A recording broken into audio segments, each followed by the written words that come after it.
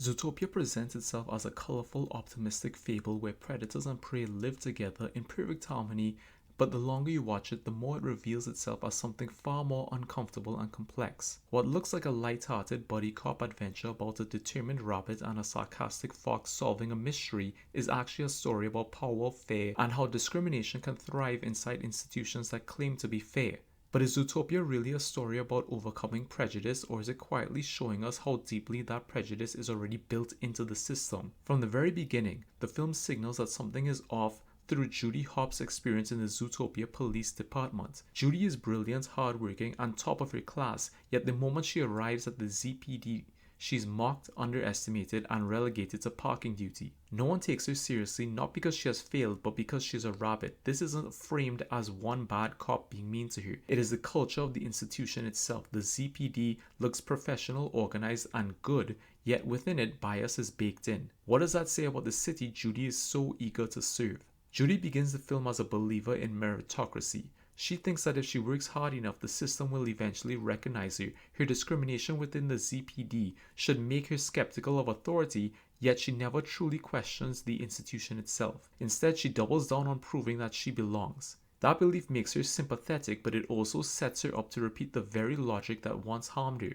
Isn't it fascinating and a little disturbing that someone who experiences discrimination can later participate in it when they gain power? Nick Wilde represents the emotional core of Zootopia's critique. As a child, Nick dreams of joining the Junior Ranger Scouts only to be publicly muzzled and humiliated simply for being a fox. That scene isn't just sad, it's foundational. It explains why Nick becomes cynical, sarcastic, and guarded. His con artist life isn't a moral failure, it's a survival strategy in a world that already decided he was dangerous. Where Judy believes in the system despite being hurt by it, Nick survives by working around it. Doesn't that make you wonder how many people in the real world are forced into similar compromises just to get by? The missing mammals case initially seems to confirm Judy's worst fear about predators. When animals start going savage, Judy, desperate to prove herself, frames the issue as biological. She publicly suggests that predators are inherently unstable, supports segregation, and effectively endorses containment centers that separate predators from the rest of society. In this moment, the hero of the film becomes an agent of discrimination.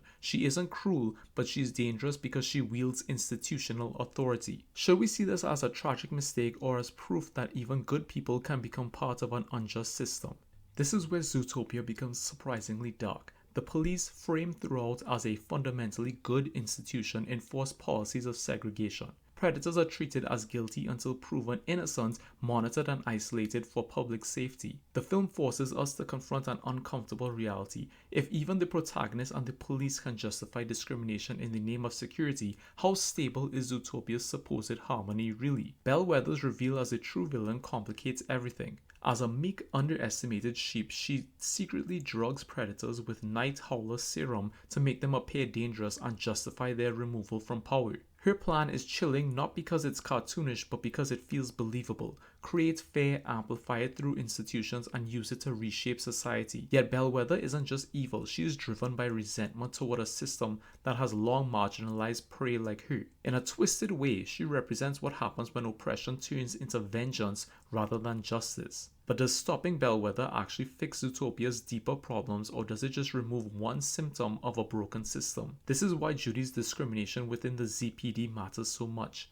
It is a microcosm of Zootopia's broader bias against predators. The same logic that sidelines Judy because she's a rabbit later sidelines predators because they are dangerous. In both cases, assumptions about identity override individual reality. The film quietly suggests that good institutions can still be deeply flawed, and that prejudice is often embedded in their foundations rather than imposed from above. Does that make you rethink how we talk about institutions in our own world? Nick's decision to join the police force at the end is one of the film's most debated moments. On one hand, it can be read as empowerment, a fox entering an institution that once harmed him, potentially transforming it from within. On the other hand, it can feel like assimilation into the very system that traumatized him. Is Nick changing the system, or is the system absorbing him? And which one of those feels more realistic? Throughout Zootopia, fear operates as the film's true antagonist. Fear of predators justifies segregation, fear of chaos justifies police overreach, Fear of losing power drives Bellwether's conspiracy. Even Judy's mistakes come from fear. Fear of failure, fear of not belonging, fear of being proven wrong. Zootopia ultimately suggests that fear, when institutionalized,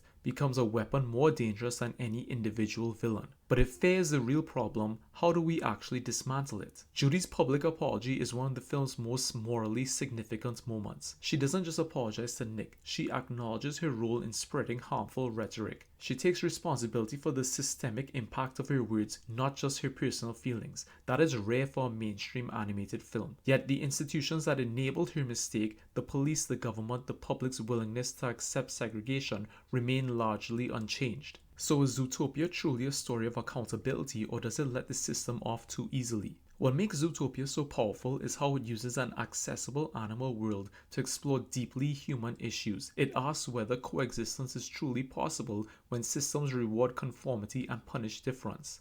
It shows how discrimination can appear in unexpected places, even among those who consider themselves progressive. And it challenges us to think about whether justice simply means catching the villain or transforming the structures that made their rise possible in the first place. When we look back at Judy being mocked in the ZPD, we should not see it as a minor subplot, but as the film's central thesis in miniature. A good institution can still be discriminatory, and without self-reflection, it will repeat that discrimination again and again. Zootopia isn't just about individual prejudice, it is about how prejudice survives inside systems that claim to have moved beyond it. By the end, Zootopia leaves us with more questions than answers. Is Zootopia truly a place of equality, or just a system that looks fair while quietly reproducing old hierarchies in new forms? If Judy and Nick represent the possibility of change, how much can individuals really transform institutions without fundamentally challenging their foundations?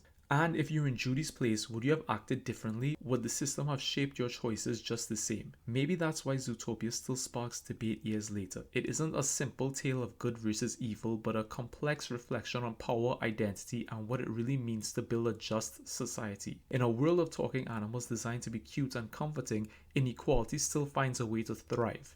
So the real question Zootopia leaves us with isn't whether predators and prey can coexist, it's whether we are willing to confront the systems that make coexistence so difficult in the first place.